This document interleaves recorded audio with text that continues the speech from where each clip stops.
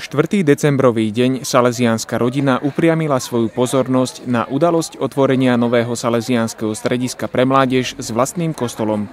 Prešovskí mladí spolu so salesiánmi sa tak po 20 rokoch verejného pôsobenia dočkali vlastných priestorov pre svoju činnosť.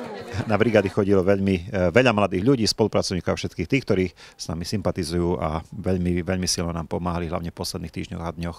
Po sviatke kostola a strediska predsedal košický arcibiskup Bernard Bober, ktorý mladým zaželal. Aby sa tam naozaj cítili ako doma, aby to brali za svoje a aby im to v živote veľmi pomohlo k orientácii. No a salesiánom, aby mali trpezlivosť, veľkú lásku, donboskovskú charizmu, aby viac a viac ukázali tomuto spoločenstvu, ktoré myslím, že dneska hľadá. A je také pýtavé, že kto mi čo dá, čo najviac potrebuje. Postavením nového strediska sa zmení v prvom rade situácia mladých, ktorým je primárne stredisko určené. Takže tým, že sa tu zväčšili priestory, sa sem zmäčia aj viac ľudí a bude tu aj lepšia atmosféra. Pre mňa sa zmení asi priestor na stredka, aj že je to všetko také väčšie. Pre mňa sa určite zmení to, že nebude tlačenica na ušiach až taká veľká, aj priestor na stredka, že bude väčší priestor. Možno zmení sa tá tlačenica, čo bola v piatkových omšiach.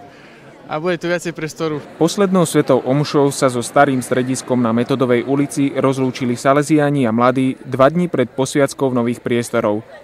Odteraz budú pôsobiť len v ich novom centre.